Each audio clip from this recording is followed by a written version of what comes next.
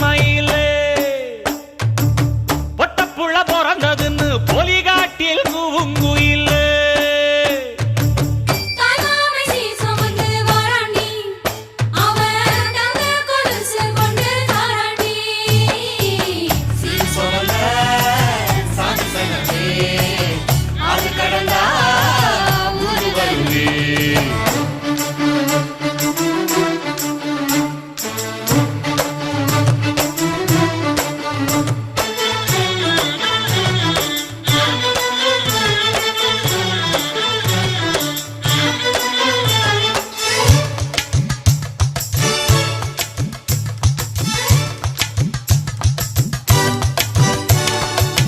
நாட்டுக்கோழி அடிச்சு